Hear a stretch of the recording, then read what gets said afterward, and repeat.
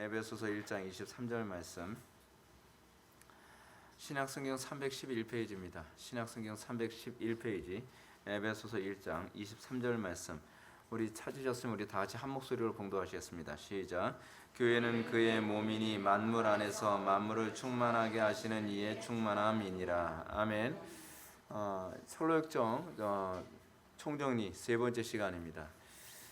지난 시간에 우리가 이제 크리스찬이 십자가를 통과하고 그리고 그 순례길에 비로소 들어서게 되는 부분을 우리가 살펴보았습니다.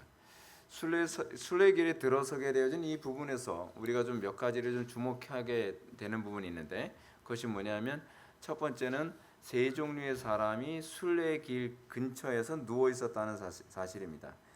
그 사람들은 단순, 나태, 거만이죠. 단순, 나태, 거만함을 가지고 있는 사람, 이런 심성이 우리의 본성 안에 있으면서 우리가 순례의 길 가운데 있기 때문에 우리가 순례를 하고 있다고 착각하게 만드는.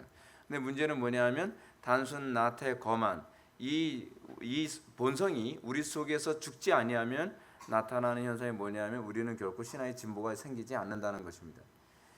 신앙이라는 것은 날마다 자라나야 된다는 것을 기억하셔야만 합니다. 우리는 자꾸 착각하는 경향이 있습니다. 내가 순례의 길에 들어섰으면, 내가 예수 믿는 길에 들어섰으면 나는 신앙일 것이라고 생각을 하는 경향이 있습니다. 근데 이런 사람들의 특징이 뭐냐면 현재 그 자리에서 그냥 주저앉아 있습니다. 자기 발목에 쇠고랑이 걸려 있음에도 불구하고 그 부분을 전혀 인식하지 못합니다. 다시 한번 이미지를 한번 볼까요? 이 사람들이죠. 발목에 쇠고랑이 걸려 있고, 그리고 신앙이 더 이상 진보가 없음에도 불구하고 다른 사람들이 신앙의 진보를 돕는다고 얘기해도 나는 그것에 관심이 없어 라고 하면서 나타나는 사람들이 이 세 종류의 사람들입니다. 우리는 교회 안에서 이런 순례길에 나름대로 그 순례길을 걷는다고 하는 사람들 가운데서 이런 단순, 나태, 거만을 보게 되죠. 단순의 특징이 무엇입니까? 나는 위험이 보이지 않는다라고 얘기합니다. 신앙생활에서 위험이 보이지 않습니다. 그래서 전혀 그 신앙생활에 관심을 갖지 않습니다. 또 나태의 특징이 무엇입니까? 나태, 더 이상 신앙생활에 열심을 내지 않고 느슨한 상태로 살아가는 것. 그리고 거만 같은 경우는 왜 내가 당신같이 꼭 열정적이어야만 돼요? 열정적이지 않아도 순례길에 있어도 순례길에 있다면 다 되는 것이라고 안일하게 생각하는 이런 사람들입니다. 이런 사람들이 영적으로 잡는 사람들이고, 이런 사람들의 특징이 영적인 진보가 있지 않음에도 불구하고 자기가 영원한 천성에 들어간다라고 착각하는 유형의 사람들이기도 합니다. 그 다음에 보게 되는 사람들이 이 담을 넘어온 그 거짓 순례자들입니다. 이 사람들의 이름은 형식주의자와 위선자들입니다. 이런 사람들도 신앙의 진보는 없습니다.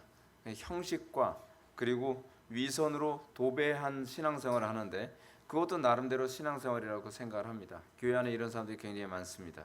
교회 안에 주의 성수라든지 기도 생활이라든지 그런 모든 형식은 다 취하지만 거기에서 더 중요한 바 의와 인과 신은 없습니다. 하나님과의 관계에서의 발전이라는 것도 없습니다.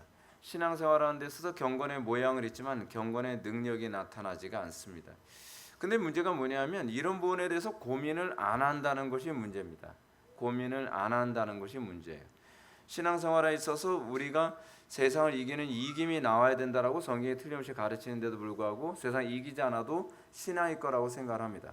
경건의 능력이 나타나지 않는데도 불구하고 경건의 능력이 그래도 신앙일 거라고 생각을 합니다.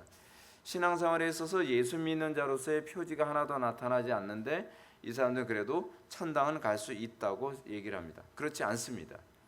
제가 이번에도 기독론 강의를 하면서 여러분들한테 그런 말씀을 드렸죠. 우리가 첫 아담의 후손으로서 여전히 있는가, 아니면 마지막 아담의 후손으로서 우리가 변화된 존재인가를 구별하는 주요한 시금성은 내가 순종의 자녀로서 살고 있느냐 불순종의 자녀로 살고 있느냐에 관한 문제라고 제가 그 표지를 말씀드렸습니다. 첫 아담의 문제가 무엇이었습니까? 불순종이었습니다. 그런데 첫 아담이 불순종으로 끝나는 것이 아니라 첫 아담으로부터 태어난 모든 자녀들은, 그 인류들은 하나님의 뜻에 불순종함의 연속입니다. 그냥 물 먹듯이 불순종을 합니다. 믿음을 하지 않은 것이 다 죄라고 얘기하는 것처럼 하나님을 신뢰하지 않은 모든 삶을 살아갑니다. 근데 우리가 성령으로 거듭난 이후에 우리에게 나타나는 구원받은 하나님의 백성으로서의 표지는 무엇입니까? 그리스도의 순종에 참여하는 것. 그냥 순종이 아니라 뭐라고요? 그리스도의 순종에 참여하는 것으로서 내가 그 믿음 안에 거하고 있는지 우리가 그것을 확인할 수 있는 것이죠. 근데 문제는 뭐냐면 이 담을 넘어온 사람들, 이 형식주의자나 위선자들은 형식적 순종으로 자기 자신이 나름대로 신앙이 있다고 생각합니다. 자기 자신에게 그리스도의 순종이 나타나지 않음에도 불구하고 그것도 신앙일 것이라고 생각을 합니다. 여러분들, 우리가 예수 믿는 거 그렇게 쉽지 않습니다. 예수 믿는 건 마치 예수님 말씀처럼 바늘길을 통과하는 것만큼 어렵습니다. 우리는 예수 믿는 거 너무 쉽다고 배웠습니다. 예수 믿는 거 쉬워. 은혜로 들어가는 건 맞습니다. 그러나 예수 믿는 게 쉽다고 얘기한 적은 없습니다. 예수님께서 예수 믿는 게 쉽다고 말씀하셨습니까? 그런 적이 없어요. 은혜로 들어간다고 얘기했죠. 은혜로. 근데 그 은혜로 들어간다는 것은 사람이 할 수 없고 하나님의 능력으로만 할 수 있는 것이라는 개념입니다. 그것이 은혜입니다. 그래서 예수님께서 뭐라고 말씀하십니까? 나를 따르려거든 자기를 부인하고 자기 십자가를 지고 나를 따를 것이니라.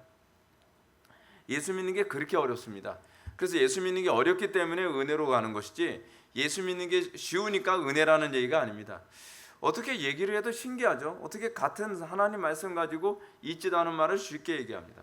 구약성경 어디에 가나안 땅 점령하는데 쉽다고 얘기하는 적 있습니까? 없습니다. 그냥 은혜로 가나안 땅을 점령한다고 얘기하는 것이 그 쉽다고 얘기하는 거고 동의어가 아닙니다.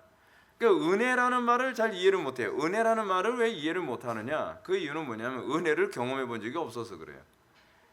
그러니까 은혜를 경험해 보지 않은 사람들이 오직 은혜를 얘기하니까 오직 은혜가 마치 공짜라는 얘기. 뭐는 공짜는 공짜겠죠. 근데 쉽다는 얘기는 아니에요.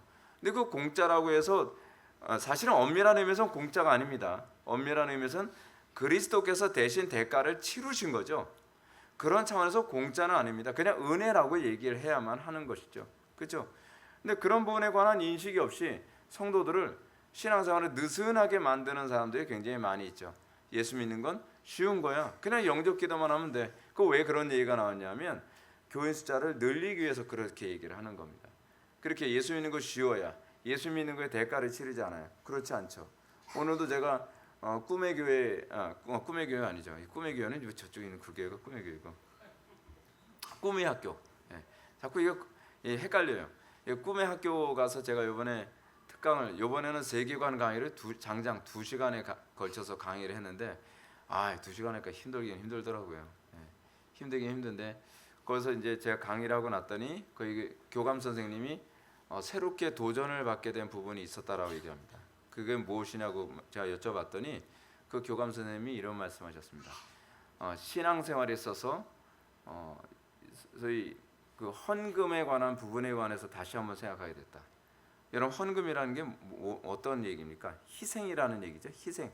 희생을 상징적인 의미. 제가 이제 그 얘기를 했더니 예수 믿는 것에 관해서 희생을 너무 강조하지 않은 것 같다. 그분이 굉장히 그 부분에 있어서 굉장히 감명을 받으셨다고 그러시더라고요. 신앙생활은요, 여러분, 기독교 세계관과 인본주의 세계관의 차이가 뭔지 아십니까? 기독교 세계관은 희생하는 문화입니다. 희생하는 문화. 예수 그리스도께서 희생함으로 온 땅에 하나님의 그 은혜를 확산시켰던 것처럼 예수를 믿는 하나님의 백성들, 그리고 예수를 믿고 나면 어떤 문화가 발생하냐면 희생하는 문화가 발생합니다. 우리 예배라는 것 자체부터가 자기 희생 아닙니까? 그리고 그 그리스도의 희생을 따라서 우리는 삶의 모든 영역에서 희생하려고 합니다. 인본주의 문화의 특징이 뭐냐면 희생을 안 하는 문화입니다. 그렇죠? 희생을 시키는 문화입니다. 그래서 세상이 각박해지고 세상이 살벌해지는 겁니다. 근데 예수를 믿는다고 하면서 희생을 안 하려고 합니다. 그건 예수 믿는 게 무엇인지 모르는 거죠. 그리고 교회에서 뭘 가르쳐야만 합니까? 희생을 가르쳐야만 합니다. 십자가를 지라고 가르쳐야만 합니다. 자기를 부인하라고 가르쳐야만 합니다. 그게 그리스도를 따르는 것이고 그것이 바로 이 땅에 피스메이커로 살아가는 방식 아닙니까?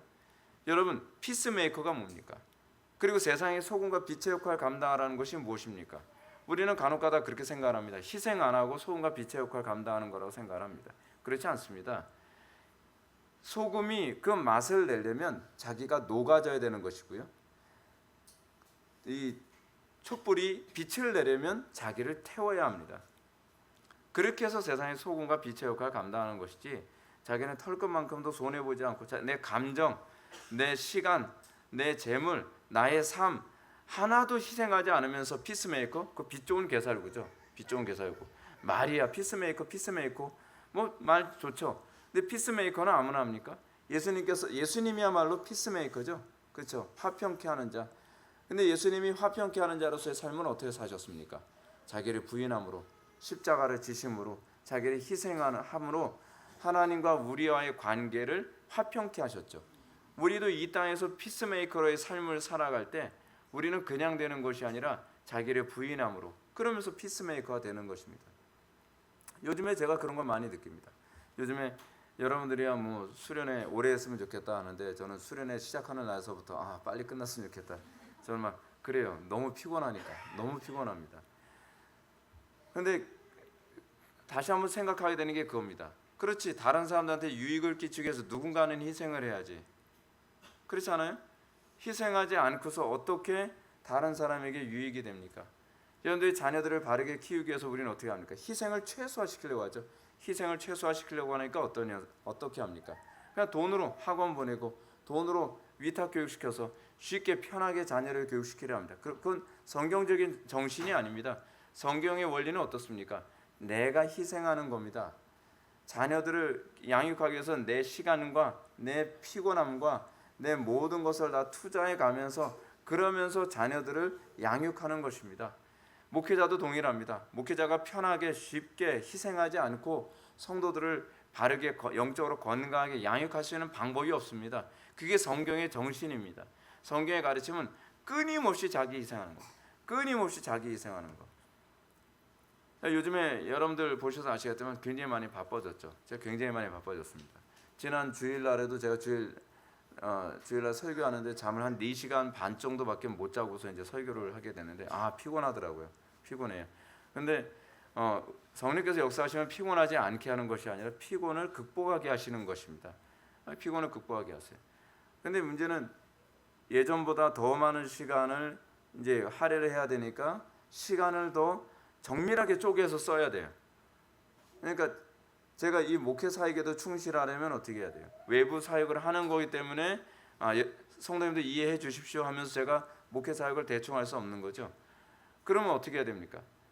잠자는 시간을 조금 더 줄이고, 그리고 제가 농땡이 치는 시간을 좀 더 줄이고, 그래가면서 그 짬짬이 시간을 더 활용해서 예전과 동일한 목회 사역을 계속 감당하면서 그러면서 외부 사역을 감당하는 거죠. 근데 그 외부 사역이 돈 벌자고 외부 사역이 아니잖아요. 그죠? 그 많은 청소년들을 바르게 세우기 위해서, 많은 청년들을 바르게 세우기 위해서 누군가는 희생을 해야 돼요. Why me? 왜 납니까? 근데 하나님께서 저보고 하라 그러니까. 그렇죠? 하고 싶지 않아요, 사실은요. 육신적으로 피곤하니까. 근데 그것이 영광이에요. 그것이 영광. 왜요? 그것이 우리가 존재하는 이유니까. 그렇게 희생하면서 어떻게 해요? 희생하면서 세상에서 소금과 빛의 역할을 감당하는 거죠. 예수 믿는 것 쉬운 것 아닙니다. 예수 믿는 건 끊임없이 자기를 희생하는 것이고 그 안에서 하나님의 은혜의 그 가치와 탁월함을 비로소 이해하고 또 감사하고 그의 이름을 찬송케 되는 것입니다. 근데 또 순례길에서 조심해야 될 또 한 가지를 얘기하죠. 잠자지 마라. 쉬는 시간이 있습니다. 하나님께서는 제가 그걸 많이 느낍니다. 열심히 목회 사역을 감당하다 보면 어떻게 생각을 합니까? 기도 시간 좀 줄여도 괜찮겠지. 성경 보는 거 좀 줄여도 괜찮겠지. 그 성경 연구하는 거 좀 줄여도 괜찮겠지. 그 생각하지 말아요. 하나님께서 우리의 마음속에 쉼을 주시지만 그 쉼 정도로 끝내야지. 그렇다고 해서 그것이 게으름으로 가서는 안 되죠. 그것이 위선으로 가게 만드는 도화선이 돼서는 안 되는 것이죠. 그 가운데서도 우리는 또 어떻게 해요? 여전히 하나님과의 관계를 계속 점검하고 영적으로 잠들지 않도록 해야 된다. 이 부분을 이제 얘기해 주는 것입니다. 그리고 우리가 이제 보게 되는 것이 뭡니까? 이제 아름다운 궁전에 관한 얘기입니다. 신앙생활에 있어서 굉장히 중요한, 그리고 오늘날 많은 사람들이 교회의 중요성을 점점 망각해 가고 있는데, 그래서 아름다운 궁전은 교회를 얘기하는 것이죠. 근데 여러분 이 아름다운 궁전이 나오게 이 부분을 얘기하게 될 때 그 당시 존 버녀는 뭘 염두에 뒀던 거냐면 그 당시에 비국교도들을 박해하던 영국의 풍토를 염두에 두고 이 얘기를 하고 있는 것입니다. 그러니까 존 버년 당시에는 어떻습니까? 교회에 출석하는 것이 쉬운 문제가 아니었습니다. 그러니까 그러니까 성공의 교회에 출석하는 건 별로 어려움이 없죠. 왜냐하면 국가에서 제도적으로 그렇게 하라고 요구를 하고 있으니까, 강요하고 있으니까. 근데 비국교도라고 하면 뭐 예를 들어서 회중파 교회, 그렇지 않으면 장로파 교회, 뭐 이런 그 교회에 참석하는 것, 그런 교회에 참석하는 것은 법적으로 금하는 거죠. 만약에 그런 교회에 참석을 하게 되면 핍박을 받습니다. 재산이 몰수당하기도 하고 또 그런 데서 설교하는 설교자는 감옥에 갇혀서 그 구금 상태에 놓이게 됩니다. 또는 벌금을 물어야 되는 상태에 있습니다. 그런 상태에서 교회 다니는 게 쉽습니까? 어렵습니까? 그래서 지금 여기서 보여주는 것이 뭐냐면 그 두 개입니까? 뭡니까? 사자. 그냥 이해하세요.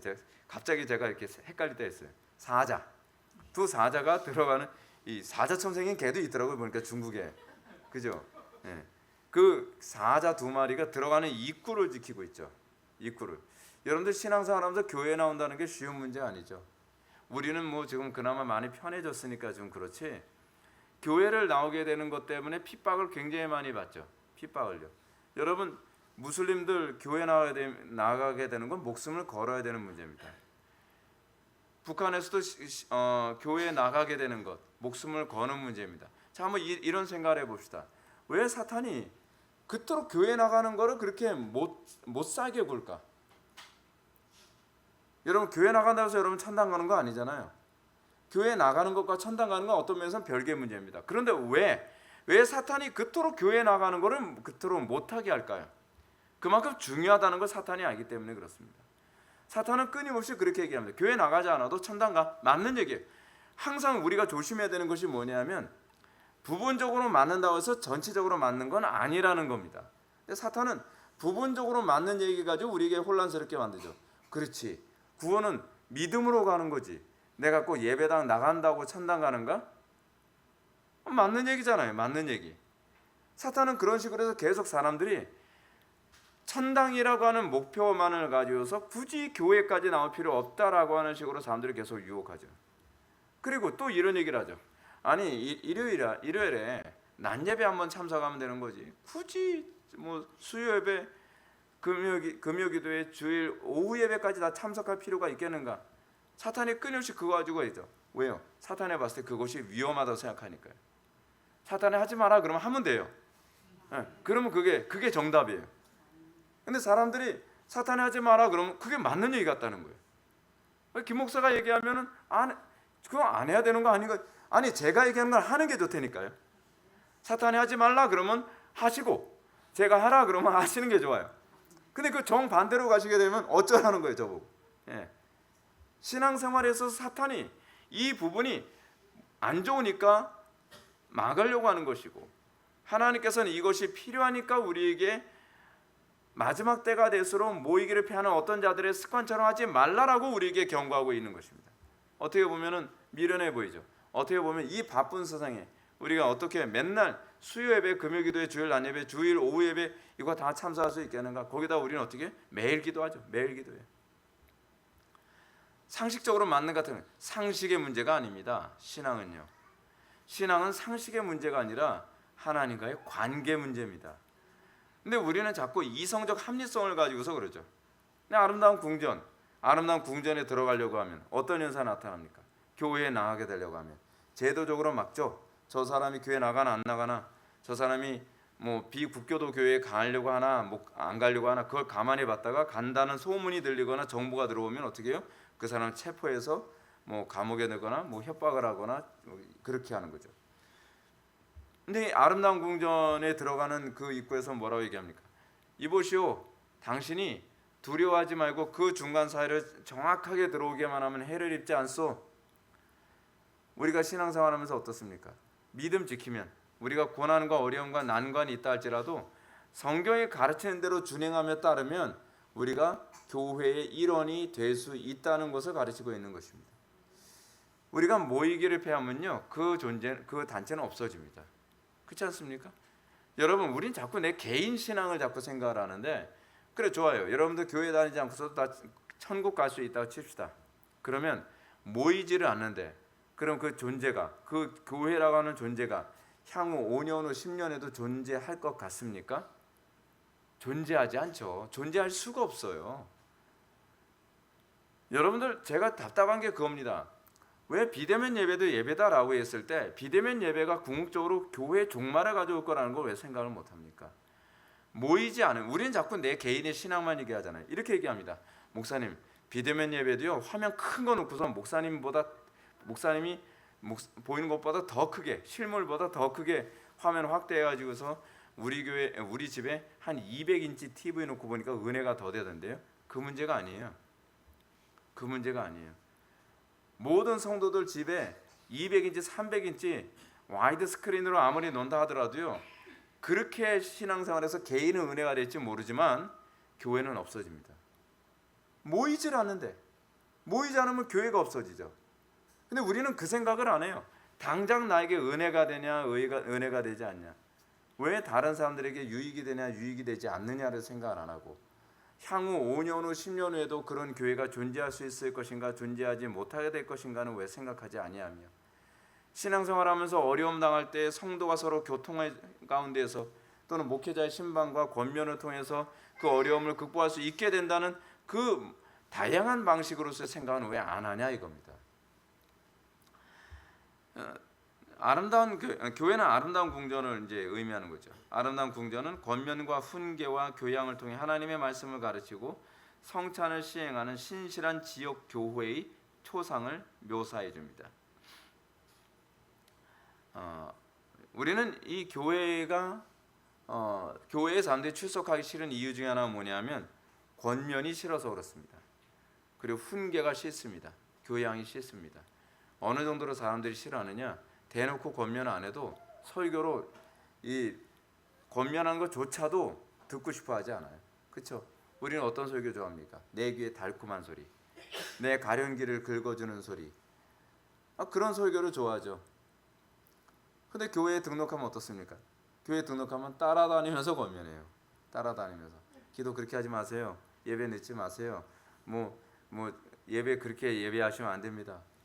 그러니까 교회 등록하고 싶지 않은 거죠. 어차피 믿음으로 구원받는 거지. 저는요 진짜 그 소리 나오면 이제는 막 진짜 스트레스 받아요. 그러니까 스타렉스가 스트레스로 보인다니까요. 예. 스페링이 막 이상하게 보일 정도로. 여러분들, 우리가 왜 자꾸 천당 가는 것만 생각하고 하나님의 영광은 생각 못하며, 왜 천당 가는 것만 생각하고 성도들을 섬기는 것을 왜 생각을 안 합니까? 저는 강단에서 제발 예수 믿고 천당 소리 좀 그만했으면 좋겠고, 예수 믿고 하나님의 영광 소리를 좀 많이 했으면 좋겠습니다. 근데 여러분, 왜 교회가 어떨 때 아름다운 교회가 되느냐? 아름다운 교회는요, 저희 권면과 훈계와 교양을 통해 양육됐을 때 아름답게 되는 겁니다.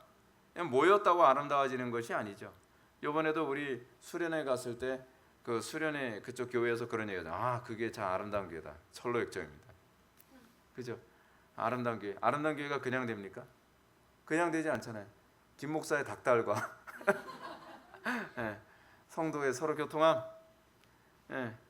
여러분들 그 아름다운 교회가 되기 위해서는 그만큼 권면과 훈계와 교양을 통해 하나님의 말씀을 가르치고 그 말씀이 훈련되어지고, 그래서 성도가 그 안에서 서로 교제하는 가운데, 희생하는 가운데 아름다운 교회가 되는 것이죠. 그죠? 그러면서 이런 얘기가 나옵니다. 무엇보다 교회가 아름다운 궁전일 수 있는 것은요, 왕의 도로 길가에 있을 때입니다.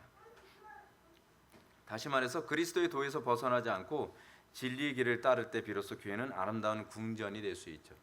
오늘날 왜 교회들이 자꾸 아름다운 궁전이 아니라 추잡한 궁전처럼 자꾸 취급을 받습니까? 진리의 도에서 자꾸 벗어나기 때문에 그러는 거예요. 인위적인 방법으로 교회를 마케팅하고, 정말 교회의 가치를 떨어뜨리는 일을 자꾸 안 했으면 좋겠어요. 요즘에는 그렇게 전도하는지 어떤지 모르겠는데, 과거에 화장지에다가 이 해가지고 무슨 뭐 교회 마크 찍어놓고 뭐 어떤 교회는 그렇게 하더라고요. 이 교회 예배 순서 예배 시간 다 여기다 마킹 해놓고 나서 거기다가 우리 교회 오면은 류마티스 관절염 뭐 암 무좀 뭐 무슨 병명을 쭉 이거 우리 교회 오면 이거 치료받는다는 거예요. 무좀은 병원 가도 치료 받을 수 있는데 그렇잖아요. 아니 그러니까 교회가 자꾸 유치해 보이는 거잖아요. 교회의 궁극적 존재의 목적은요 치료가 아니라 진리의 기둥과 터의 역할을 할 때 아름답게 보이는 겁니다. 진리의 기둥과 터로서 그 안에서 치유가 일어나는 것이면 별 문제가 되지 않는데 치유가 목적이 되고 진리의 기둥과 터로서의 그 정체성을 포기하게 되면 교회는 유치해집니다. 그러니까 자꾸 사람들이 교회를 손가락질하게 되는 거죠. 그래서 아름다운 궁전에는 경건, 신중, 자비 세 처녀가 안내해 주었고 그 처녀들은 크리스천에게 전신갑주로 무장시켜 주죠. 교회가 아름답게 되려면 아름다운 궁전처럼 되려면 어떻게 해야 됩니까? 경건해야만 합니다. 신중해야만 합니다. 그리고 자비로움이 있어야 되죠. 그렇죠? 이것으로 무장되었을 때 교회가 아름다운 것입니다. 근데 이것이 경건함이 점점 교회 안에서 사라지죠. 신중함이 점점 사라지죠. 그리고 자비로움이 없습니다. 그래서 세상과 구별됨이 없죠. 세상 사람들이 볼 수 없는 그런 공동체가 됐을 때 사람들이 교회를 아름답다고 생각을 하는데 뭐 세상이나 교회나 뭐 별반 차이 없고 희생 안 하고 그냥 다 뭔가 교회에서 이 서비스를 얻으려고 하는 그런 모습에서 과연 어떻게 교회가 세상 사람들한테 호감을 얻는 교회가 될 수 있겠는가? 근데 흥미로운 건 아름다운 궁전이 나오고 난 다음에 그 다음에 나오는 장면이 무엇인가 하는 겁니다. 우리가 이 전체 그림으로 보는 게 굉장히 도움이 많이 됩니다. 아볼론과의 전쟁이죠. 여러분들 신앙생활 제대로 하기 시작을 하면 나타나는 현상이 무엇입니까? 비로소 영적 전쟁이 시작됩니다. 여러분들 신앙생활 제대로 안 하고 교회를 프로꾸로 다녔을 땐 별로 영적 전쟁 없습니다. 그냥 편안하게 살 수 있습니다. 편안하게 살 수 있는 이유는 뭐죠? 마귀가 건드릴 필요가 없는 사람이라서 그래요. 그죠? 저건 내 밥인데 뭐 내가 자꾸 건드리면 프로꾸로 신앙생활하는 거 안 하고 뭔가 정신 차릴 것 같거든요. 각성될 것 같은 거예요. 그러니까 건들지 말자. 넌 프로꾸 상태가 좋아. 그래서 프로꾸 상태로 그냥 막 권면해 주는. 나는 신앙생활 이렇게 교회 나와도 난 별 어려움이 없는데, 근데 오히려 교회에 열심히 신앙생활하고 막 하나님 말씀을 잘 살려고 하고 경건과 신중과 자비로움을 무장하고 했더니 어떻게? 아볼론이 와서 자꾸 찔러요. 그렇죠? 아볼론이 와서. 아볼론이 뭐라고 찔러요? 너 내 새끼인데 언제서부터 너 저렇게 예수님 닮아가기 시작해? 너 주민등록증 까봐. 너 본 적이 어딘가? 그래서 막 찔러대기 시작을 하는 거예요. 자꾸. 근데 여러분 그것을 이상한 일로 생각할 필요가 없어요. 그게 하나님의 자녀이기 때문에 생기는 거예요. 근데 우리는 예수 믿기 시작하면서 없던 일이 자꾸 생기고 예수 믿기 시작하면서 자꾸 뭐 사탄의 공격과 주변의 환경의 고통과 어려움이 왔을 때 이건 내가 뭔가 문제가 있나? 그래서 자꾸 어디로 돌아가려고? 후루꾸로 돌아가려고 해요. 후루꾸로 돌아가면 안 돼요. 거기서 전진해 나가야죠. 이제 그런 부분을 보여주기 위해서 이 순서가 이렇게 나오게 되는 것이죠. 한번 제가 읽어보겠습니다. 마귀 아볼리온은 크리스천이 자기 종이라는 주장을 하며 멸망의 도시로 돌아간다면 후대해 주겠다라고 약속합니다. 그러니까 어떻게 해요? 여러분들 신앙생활 잘 하니까 갑자기 재물에 문제가 생겨요. 잘 되던 장사가 안 돼요. 그거 왜 그러죠? 이 돈 가지고서 그 사람이 돈의 종이면 너 돈의 종인데 너 지금 어딜 가려고 그래? 너 주의성수하고 그러면은 너 사업에 지장이 있거든? 그럼 어떻게 해요? 이 주의성수하는 것도 좀 절제해야 되겠다. 그쪽을 절제하면 안 되는데. 또 청년들 같은 경우에는 안 믿는 남자가 그 남자하고 서로 교제하는데 또는 안 믿는 여자하고 교제하는데 주의성수 열심히 하고 신앙생활 열심히 하려고 하니까 자꾸 갈등이 생겨요. 이 바로 그거죠. 그런 거 얘기하는 거예요. 너는 내 종인데 언제서부터 네가 자유인 행사를 했어? 자꾸 찔러대는 거예요. 자꾸 찔러대는 거. 이게 당연한 일이에요. 이건요. 아볼로는 크리스천에게 순례 길을 계속 나아간다면 더욱 많은 어려움을 당하게 될 것이라고 공갈하였다. 실제로 우리가 결혼 생활하면서도 그런 공갈을 많이 느끼잖아요. 내가 지금 신앙생활 좀 열심히 하려고 했더니 갈등이 자꾸 생기죠. 가정 안에서 갈등 생기고 하나님 영광을 살려고 했더니 프로꾸로 살 때는 없던 그 고통이 이 제대로 신앙생활을 시작하니까 남편으로부터 또는 아내로부터 또는 자녀로부터 세상으로부터 직장에서부터 막 술을 안 마신다고 하니까 아니 네가 언제부터 술을 안 마셨다고 막 공격이 들어오고 그죠? 직장 같은 데서요. 그래서 많은 어려움을 당하게 됩니다. 크리스천이 계속 마귀의 말을 듣지 않자 아볼로는 크리스천의 약점을 드러내서 참소합니다. 크리스천은 하나님의 말씀을 가지고 마귀에게 저항하는 거죠. 우리가 신앙생활하면서 하나님의 말씀대로 살아가려고 하면 할수록 외부로부터의 저항과 공격이 계속 옵니다. 이게 정상입니다. 이게 정상. 저는 하나님 말씀대로 사는데도 별로 저항이 없는데요. 그 이유가 뭘까요? 마귀도 별로 거슬리지 않게 순종하고 있기 때문에 그런 거예요. 예를 든다면 이거죠. 저 그래도 예전에 안 믿는 사람들하고 이렇게 회식 가면은 그냥 완전히 곤드레 만드레 할 정도로 마셨지만 이제는 취하지 않을 정도로만 마셔요. 마신다는 게 문제잖아요. 마신다는 게. 근데 취하지 않을 정도로만 마시니까 그러면서 왜 저한테는 어려움이 없을까요? 어려움이 없는 이유가 뻔하잖아요. 취하진 않지만 마시고 있으니까. 그렇잖아요.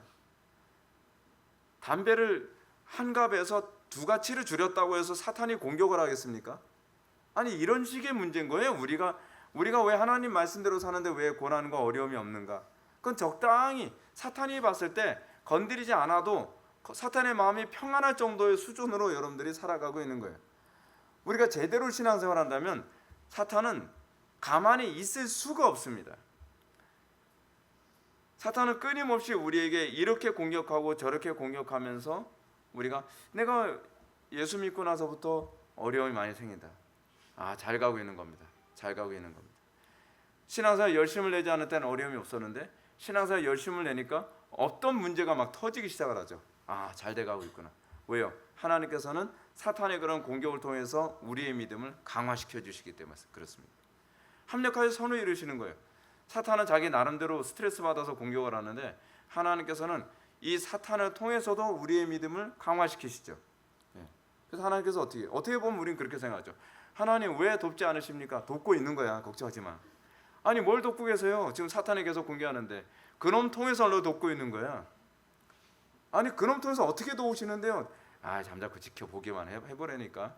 나중에 지나고 나서 보니까 믿음이 성장했어요. 믿음이 성장했어요. 그 어려움은 난관을 극복하고 주여 살려달라고만 애걸복걸 하나님께 기도하는 가운데 어떤 현상이 나타납니까? 기도는 이렇게 하는 거구나. 누가 가르쳐줬어요? 사탄이. 사탄이 못 살게 굴어서. 그렇죠? 그 과정을 통해서 하나님께서 우리의 믿음을 견고케 하세요. 하나님께서는 때로는 우리가 고난당하는 것을 못 본 척 하시는 것 같지만 하나님께서 우리가 고난당하되 어떻게 해요? 넘어질 때 되면 피할 길을 주시면서 우리를 강하게 만드세요. 전에 네이비실이라고 하는 영화를 보게 되면은 교관이 하는 짓이 마귀짓이거든요. 실 요원들을 막 물속에 담가놓고 거의 죽기 일보 직전 되면 그 사람들은 굉장히 과학적으로 하죠. 굉장히 과학적으로. 그래서 이 사람들이 거의 죽을 것 같다 싶으면 꺼내줘서 이제 자꾸 훈련을 시켜요. 근데 그 과정을 통해서 어떻게 해요? 생존하는 법을 이제 배워가는 거죠. 교관들의 입장은 그렇습니다. 적처럼 행동을 해야 돼요. 교관이 적처럼 행동하지 않으면 얘네들이 정작 적을 만났을 때 적들은 무자비하거든요. 적들은 인정사정 보지 않습니다. 그래서 교관은 인정사정 보지 않는 것처럼 훈련을 시키고 나서 어느 정도 면역이 되면 그 다음에 인정사정 보지 않는 적들을 만났을 때 끝까지 이길 수 있는 기능을 만들어주죠. 하나님께서 우리에게 그런 식으로 피할 길을 열어주시지만 그 가운데서 어느 정도 성장할 때까지는 우리에게 마치 관심이 없는 것처럼 하나님께서 고난 가운데 놓으실 때도 있죠. 여러분 그것이 사랑이라는 거 여러분 알고 계십니까? 예전에는 몰랐어요. 예전에는 그 사랑이라는 걸. 근데 고난을 극복하는 법을 배우지 않았다고 한다면 내가 지금 이렇게 믿음 지키면서 살지 않았겠구나. 내가 이렇게 이 어려운 싸움도 극복하며 나갈 수 있었던 것은 그 과정이 있었기 때문에 가능했겠구나. 하나님께서 나를 사랑하셔서 주셨구나. 근데 하나님 조금만 덜 사랑해 주시면 안 될까요? 가끔가다 그런 생각이 들 때도 있어요. 너무 고달프니까. 근데 여러분들 우리가 하나님의 사랑은 깊고 오묘하십니다. 하나님께서 멀리 내다보시고 우리에게 그렇게 인도하시죠. 그러니까 우리가 신앙생활하면서 이런 아볼로온과 같은 공격을 받았을 때 우리가 주님을 믿는 믿음을 견고하게 하고 주님께서 우리를 결코 버리지 아니하시며 끝까지 우리를 지켜서 승리하게 하실 것을 믿고 그 뒤를 따라가야만 합니다. 그 다음에 믿음을 만납니다. 이게 굉장히 흥미로운 표현입니다. 아볼로온과의 싸움 다음에 믿음을 만납니다. 여러분, 우리가 믿음으로 거듭나죠? 믿음으로 거듭납니다. 근데 그 이후에 거듭난 이후에 우리의 믿음이 자라나는 것은 연단을 통해서입니다. 환난은 인내를, 인내는 연단을, 연단은 소망을 낳는 줄 우리가 압니다. 우리가 고난 없이 우리의 믿음이 성장하지 않습니다. 마치 바람이 강하게 부는 그 언덕 위에 나무가 세워지면서 그 나무가 그 바람을 견디기 위해 뿌리를 길게 뻗게 되는 것처럼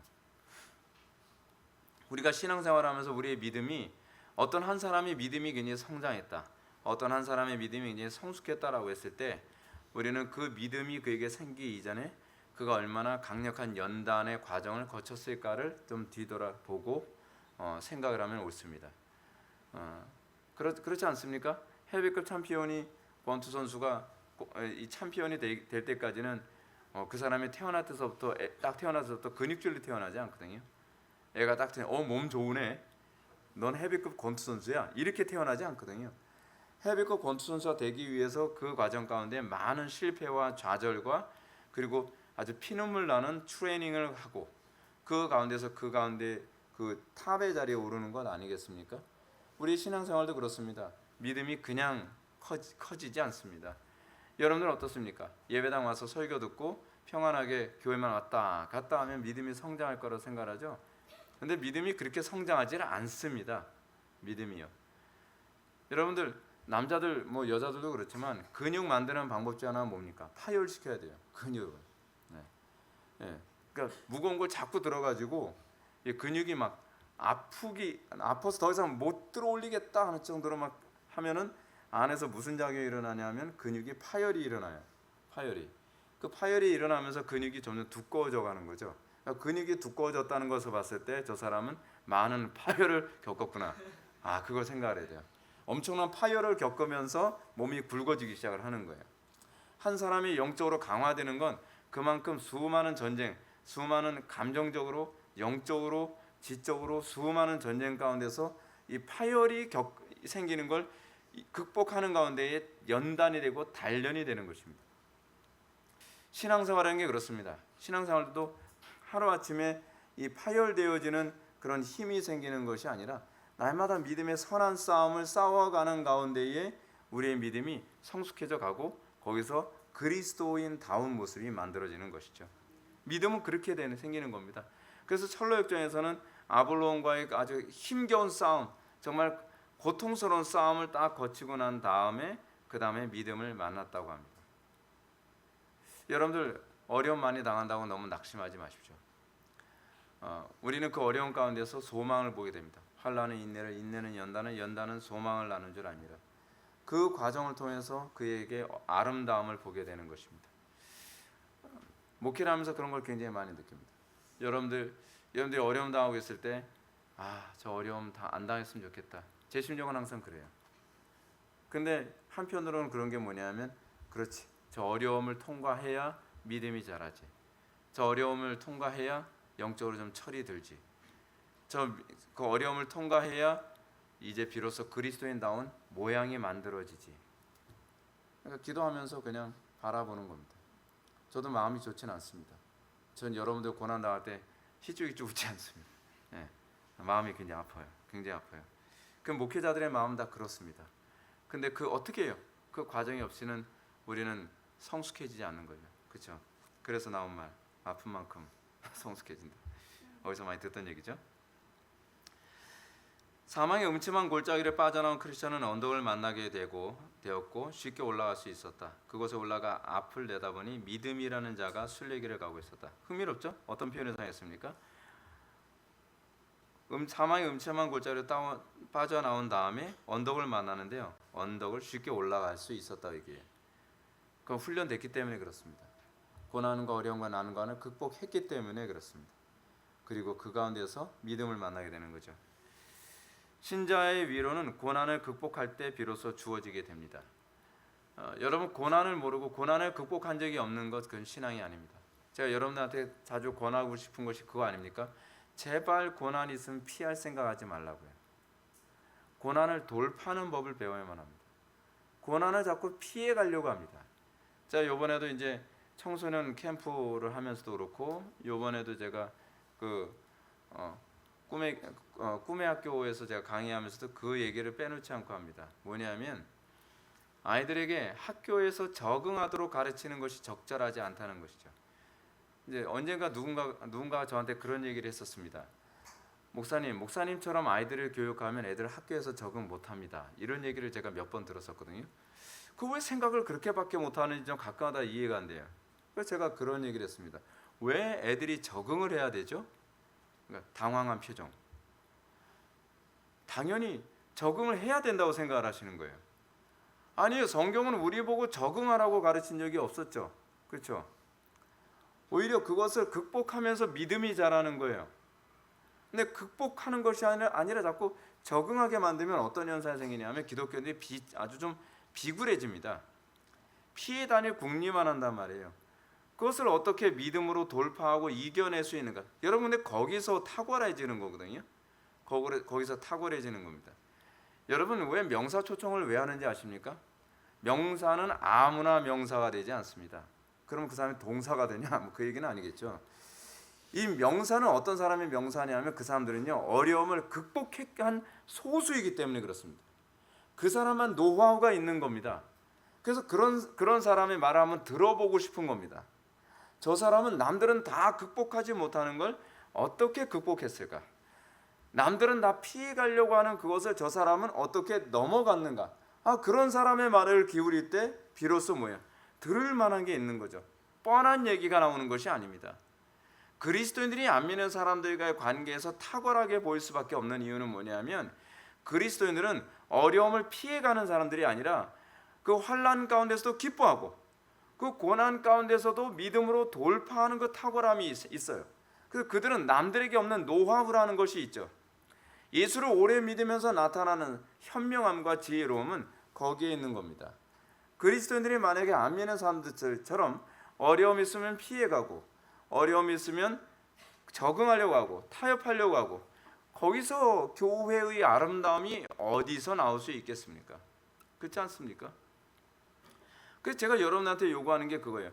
어려움이 있으면 믿음으로 돌파하는 법을 좀 배워보라고요. 근데 돌파하는 법을 배우라고 얘기하면 도망가 버려요. 저를 돌파하려고 하는 것 같아요. 아니, 도망가지 마세요. 인생은요, 도망간다고 해결되는 게 없어요. 그렇지 않아요? 제가 언젠가도 그런 말씀 드렸잖아요. 학교 다니면서 나를 자꾸 괴롭히는 놈이 있는데 그놈 괴롭히는 놈이 싫어가지고서 전학을 가면 그 학교에 가도 또 있어요. 그 이상해요. 참 이상하죠. 근데 다시 바꿔서 얘기했을 때 나를 괴롭히는 놈을 내가 극복을 했어요. 또 피치 못한 사정이 있어서 내가 전학을 갔는데 그런 놈이 또 있다고 했을 때 걔는 나를 괴롭히지 못해요. 세상은 원래 그래요. 왜냐하면 나는 그런 아이를 극복해 봤거든요. 근데 그런 아이를 극복해 보고 나면 그 다음에는 그것이 내 인생에서 문제가 되질 않아요. 근데 우리는 인생을 피해가는 법으로만 배워요. 어려움이 있으면 어려움을 피해가려고 해요. 환경을 피하려고 해요. 그런 상황을 피해가려고 해요. 언제까지 피할 수 있을 거라고 생각합니까? 그리고 피해가는 사람에게서 과연 뭘 배울 수 있겠습니까? 그렇지 않아요? 인생을 피해가며 살고 인생을 약삭빠르게 살고 그런 사람에게 어떤 교훈을 배울 수가 없어요. 그런 사람에게서 어떤 성공 노하우, 세속적으로 얘기했을 때 성공 노하우 그런 거 배울 수가 없어요. 그런 사람들은 나이를 먹어도요 아무것도 개발이 안 돼 있고 나이를 먹어도 아무것도 남는 게 없어요. 그러니까 여러분, 노인들의 영광은 흰머리라고 하는데 그것이 모든 사람들에게 영광이 되지는 않습니다. 노인들에게 흰머리가 영광이라고 하는 것은 그 노인들은 어려움을 많이 극복하며 그 위치에 있게 됐을 때라야만 허용될 수 있는 존경이에요. 우리가 이제 그런 거 있잖아요. 제가 이제 자주 그런 얘기를 하는데 잘 하지도 못하면서 제가 자꾸 얘기했으면 죄송한데 검도의 고수들 같은 경우에 왜 우리는 검도의 고수들을 굉장히 존경스럽게 생각하냐면, 제가 나이 들어보니까 한 가지 느끼는 게 하나 있어요. 젊었을 때에 극복할 수 있는 방식과 나이 들어서 극복할 수 있는 방식이 달라요. 그러니까 예를 들어서 제가 이제 20대 때 전도사 생활 하던 방식으로 목회를 못해요. 그랬다가는 그냥 내일은 장례식이에요. 이게 몸이 버텨내질 않아요. 20대 때, 근데 목표를 도달해야 되는 건 동일해요. 그렇죠? 어려움의 도수는 여전히 동일한 게 아니라요. 제가 나이 들어보니까 어려움은 더 커져요. 더 커져. 근데 그거를 20대 때 극복하는 법을 배운 사람은 30대 때도 극복할 수 있는 노하우가 보여요. 근데 40대 때나 50대, 제가 느끼는, 제가 50대가 됐을 때, 50대가 된 제 나이에서 20대나 30대의 방식으로 돌파하려고 하면 몸이 과부하가 걸려서 그렇게 안 돼요. 그리고 뇌도 그때처럼 움직여지지가 않아요. 근데 이 여러 번 돌파한 그 경험이 누적되어지면 이 나이 때는 어떤 방식으로 돌파할 수 있는지가 노하우가 보여요. 그래서 그렇게 되면 어떤 현상이 나타납니까? 그렇게 되면 예를 들어 제가 60대가 됐어요. 근데 제 후배 중에 50대 초반에 들어섰는데 저한테 어떤 사람이 조언을 구하러 왔습니다. 목사님, 선배 목사님으로서 제가 좀 조언을 구하는데 50대 돼서는 도대체 어떻게 목회를 해야 되나요? 그 질문 나올 줄 알았어. 나도 그 나이 때 됐을 때 이 몸의 변화와 그리고 환경적 상황 안에서 어떻게 해야 될지 고민했거든. 난 이렇게 돌파했어 라고 얘기해 줄 수 있는 거죠. 그건 돌파해본 사람만 아는 인생의 노하우죠. 그거는 일반 은총 안에서도 동일하게 다 나타나는 거잖아요. 여러분, 제가 이제 그런 얘기를 들었는데 검도 7단 8단 되시는 노인들은요 20대 30대 사람들처럼 칼을 빠르게 휘두르지 못합니다. 근데 그 빠르게 휘두르는 그 사람들을 제압을 해요. 이게 흥미로운 게, 애들하고 같이 검도 고수 동영상을 봤어요. 이제 8단이에요. 그 사람은 8단인데 이 사람은 죽도를 들고 가만히 있는데 상대방이, 그 사람은 한 5단 6단 되는 젊은 사람이거든요. 한 30대 정도 되는, 40대 정도 되는 젊은 사람인데 막 진짜 힘도 넘치고요, 칼도 얼마나 빠르고 얼마나 기세가 등등한지 몰라요.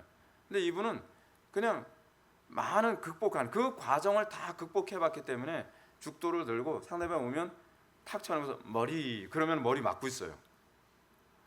근데 그 사람이 이런 얘기합니다. 희한하네, 칼이 빠르지도 않은 것 같은데 눈에 보이는데 맞는데요.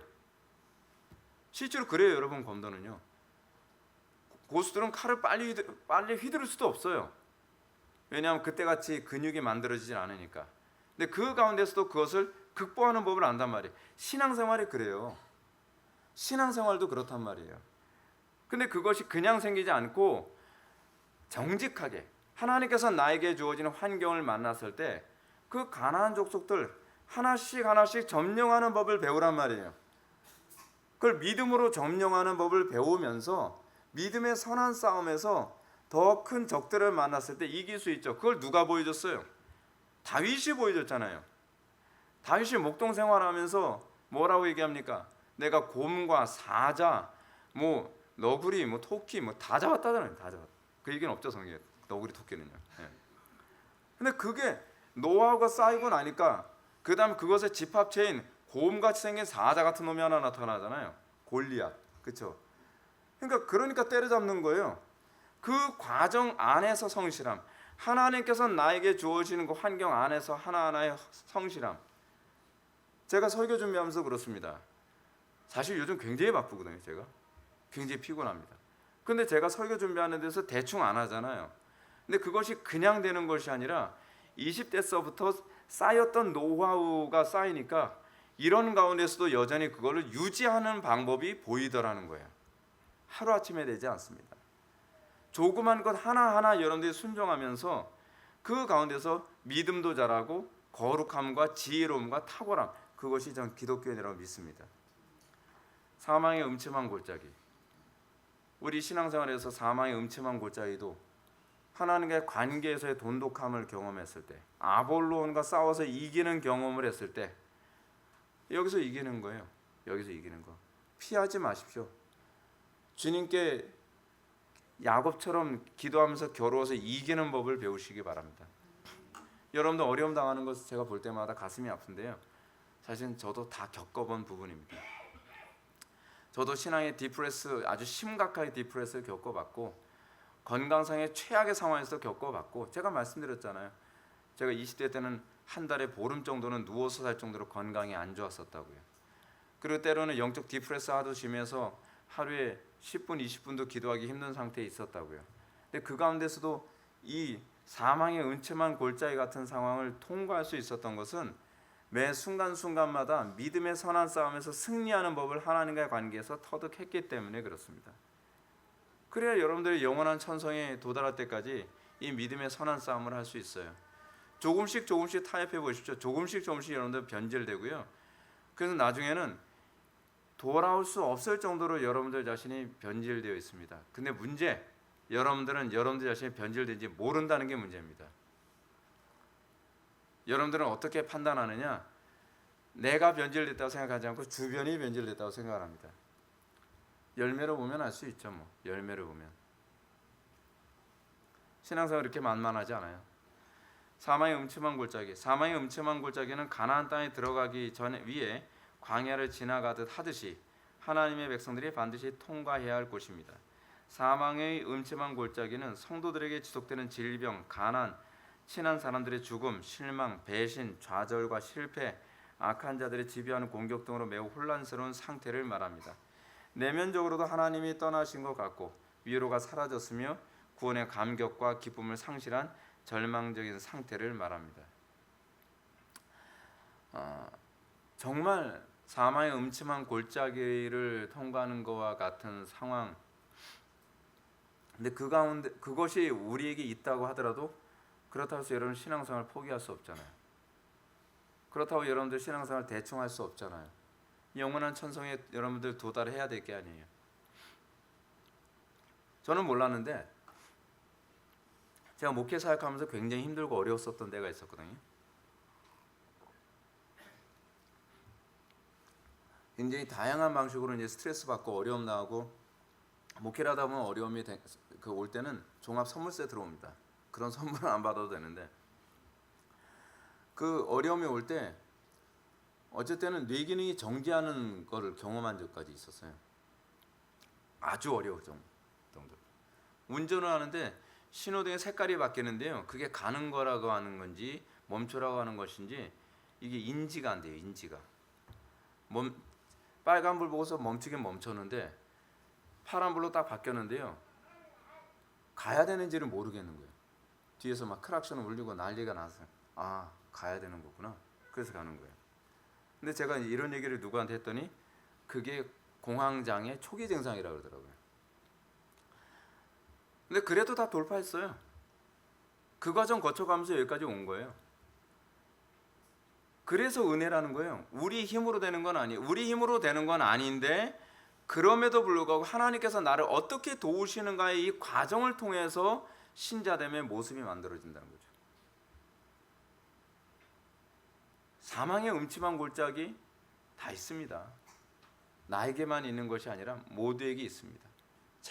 차이가 있다면 어떤 사람은 사망의 음침한 골짜기를 통과해서 승리하는 사람이 있는가 하면 어떤 사람은 사망의 음침한 골짜기에서 하나님의 은혜를 붙잡기보다는 주저앉아서 하나님 원망하면서 그 멸망의 길로 떨어지는 사람이 있는가, 그 차이일 뿐입니다. 이 땅 살아가면서 여러분들 사망의 음침한 골짜기에 있다 할지라도 반드시 승리하면서 넘어가시기 바랍니다. 그 다음에 허영의 시장이 나오죠. 허영의 시장. 허영의 시장은 신자가 이 땅에서 결코 피해갈 수가 없습니다. 근데 우리가 살아가는 이 허영의 시장과 같은 이 세상 정말 허영의 시장 같지 않습니까? 그렇죠? 근데 이 허영의 시장 같은 이곳에서 믿음을 지켜야 될 게 아니에요. 우리는 끊임없이 믿음 지킬 수 없는 여건들과 환경 이 가운데서 끊임없이 이것에 연속선상이 있습니다. 연속선상이 있는데 중요한 건 이유 어쨌든 간에 우리는 믿음을 지켜야 된다는 겁니다. 그렇잖아요. 우리는 자꾸 환경 탓할 때 많이 있습니다. 어떻게 이렇게 믿음을 지키냐고요? 못 지키죠. 그래서 은혜가 필요한 겁니다. 그래서 믿음이 필요한 것입니다. 그렇다고 해서 여러분들이 이 허영의 시장에 주저앉을 수는 없잖아요. 그렇잖아요. 근데 사망의 음침한 골짜기를 돌파하는 그 경험, 그리고 어떤 어려운 가운데서도 아볼론과의 싸움에서 이기는 그 싸움, 이 신앙생활의 영적 전쟁의 연속에서 날마다 철병과 같은 적들과 싸워서 이기는 그 싸움의 승리 가운데 있고, 그것을 승리하는 삶을 살았을 때에 이런 데서도 살아남을 수 있는 거죠. 믿음은요, 사실은 어떤 면에서 살아남느냐에 관한 문제입니다. 여러분들과 저하고의 차이가 있다고 한다면, 저는 신앙생활이 전쟁터로 보이는데, 어떤 사람에게는 신앙생활이 그냥 종교행위 또는 낭만처럼 여겨지는 사람들이 있는 것처럼 보인다는 사실입니다. 여러분, 천당 가는 게 그다지 그렇게 쉽지 않습니다. 전쟁의 연속입니다. 제가 봤을 때는요, 천당 가는 건 기적입니다. 기적이에요. 수많은 갈래길이 있고, 수많은 미혹이 있고, 수많은 공격이 있고, 수많은 어려운 가운데서, 그 가운데서 어떻게 길을 이렇게 계속 찾아서 영원한 천성까지 갈 수 있는가? 이거는 은혜죠. 은혜예요. 수많은 가지의 길 속에서 옳은 길 하나만 찾아서 계속 가고 있는 거하고 똑같은 거예요. 그것도 하루 이틀이 아니잖아요. 그것이 평생이에요. 70, 80, 90 이 오랜 기간 동안에도 타협하지 않고 그 순례길을 끝까지 완주한다? 하나님의 은혜가 아니어서는 힘듭니다. 제임스 패커 같은 사람 나름대로 신앙생활 잘했다고 생각하는데 말년에 배도해버렸잖아요. 존 스토트 같은 사람, 사람들이 개혁주의에서 알아주는 설교자요, 탁월한 신학자다라고 했는데, 존 스토트 같은 사람도 결국은 배도해가지고서 어떻게 해요? 이상하게 갔잖아요. 이게 믿음 지킨다는 게 보통 문제가 아닙니다. 근데 예수 믿는 걸 헐겁게 헐렁헐렁하게 신앙생활 한다고요? 그리고 그렇게 성도들을 인도하는 목사님들 보면은 가끔가다 좀 마음이 좀 불편합니다. 그런 목사님들 보면 순례길 그렇게 만만하지 않은데 양들을 순례길이 쉬운 것처럼 그렇게 오도에서 멸망의 길로 빠지게 만드는 거 보면 참 안타깝습니다.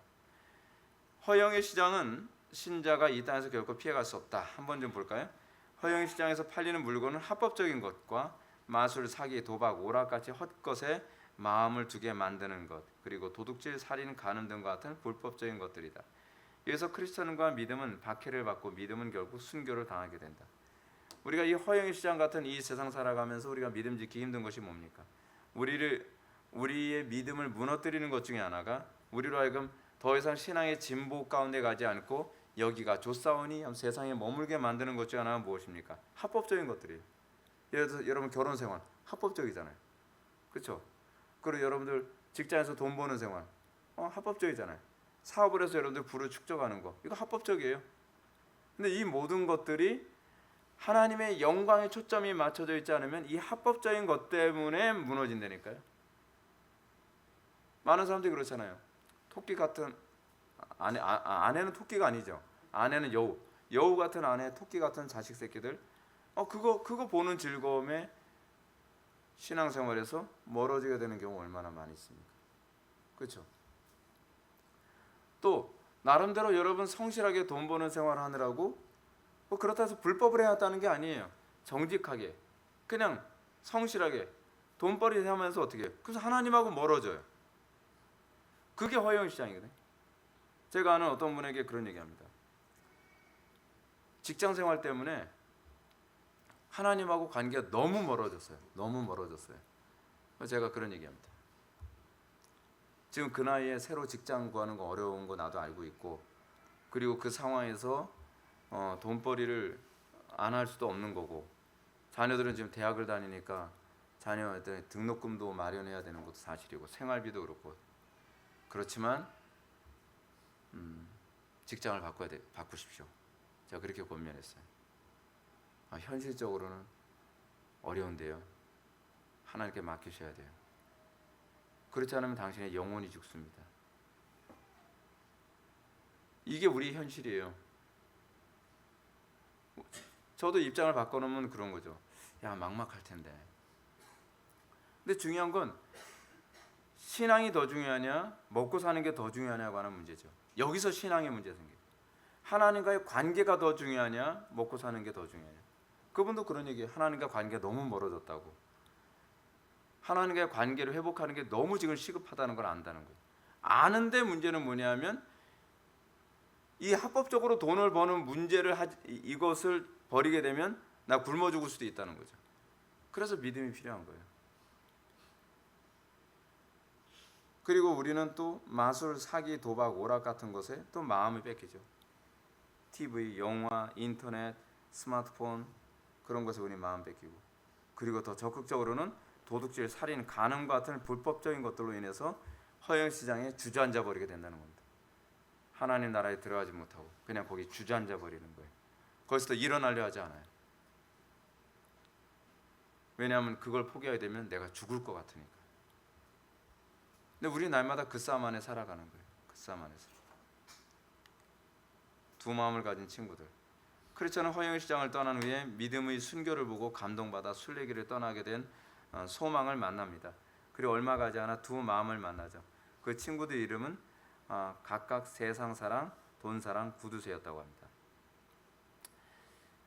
이 땅 살아가면서 우리의 믿음이 이 허영의 시장에 주저앉게 만드는데 이 한몫을 하는 게 어떻습니까? 세상사랑, 세상이 너무 달콤한데, 돈사랑, 구두쇠 이런 것들. 그다음 넘어갑시다. 시간이 많이 지났으니까. 생명수의 강. 신앙생활하면서 여러분 우리에게 고난만 있는 것이 아닙니다. 낙심할 만한 일만 생기는 것이 아닙니다. 우리가 하나님의 말씀대로 살아가고 의로 인해서 어려움 당하고 고통 당하는데 그런 사람에게만 주어지는 스페셜 그 찬스가 있습니다. 생수의 강을 맛보는 겁니다. 굉장히 감격스럽습니다. 근데 우리는 주변에서 이런 은혜를 맛봤다는 사람들을 별로 찾아보기가 힘듭니다. 그렇죠? 근데 사실은 이런 걸 맛보는 과정이 있는 것이 정상입니다. 신앙생활하면서 어렵고 또 허영의 시장 같은 데서도 정말 사람들한테 온갖 어려움, 제가 아까 말씀드렸잖아요. 내가 현재 먹고 사는 것 자체가 힘든데도 불구하고 그리스도를 선택하고, 날마다 우리 일상의 삶은 그렇거든요. 내가 좋아하는 저 불신자를 애인으로 삼는 것을 포기하고 그리스도를 선택해야 될 때도 있고, 내가 좋아하는 저 사업을 선택하지 않고 그리스도를 선택해야 될 때가 있고, 내가 좋아하는 내가 일평생 목표로 했던 저 명예와 성공을 포기하고 그리스도를 선택해야 될 때 얼마나 힘듭니까? 근데 그렇게 하지 않으면 허영의 시장에 주저앉아 버리고 말거든요. 근데 놀라운 건 그렇게 믿음의 길을 걸은 사람들에게만 주어지는 은혜가 있어요. 생명수의 강이에요. 여러분들 이런 거 맛보셨습니까? 이거 맛보셔야지 정상적인 거예요. 없어도 된다고 가르치는 걸 믿지 마십시오. 우리 신앙생활에서 하나님께서는 그의 택한 백성들이 믿음으로 사는 가운데 고난만 주시는 것이 아니라 그때그때마다 위로를 주시고, 그래서 신학 교리만 아는 사람들은 알지 못하는 신비한 은혜의 과정이라는 것이 있습니다.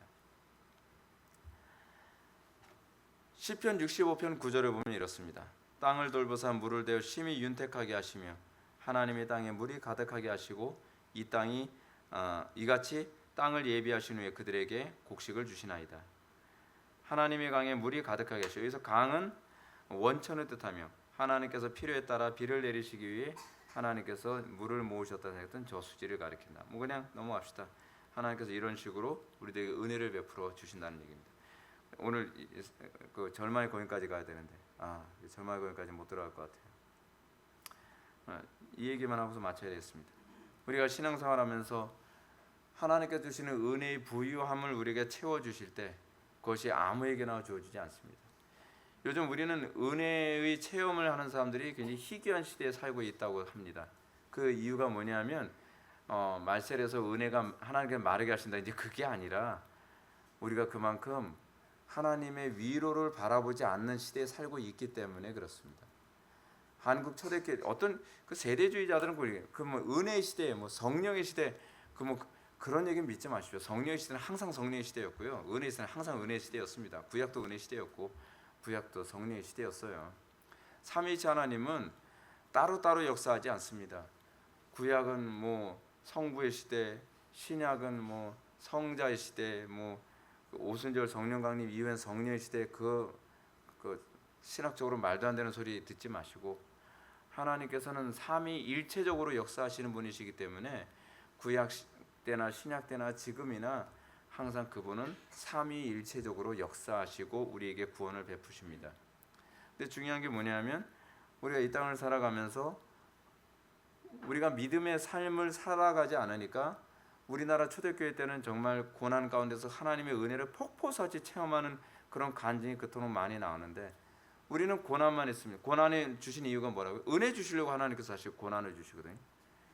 야곱에게 그 어려움이 있을 때 왜 그래요? 그 야곱이 어려움을 이길 때 천사를 만나잖아요. 여러분 천사 아무 때나 만납니까?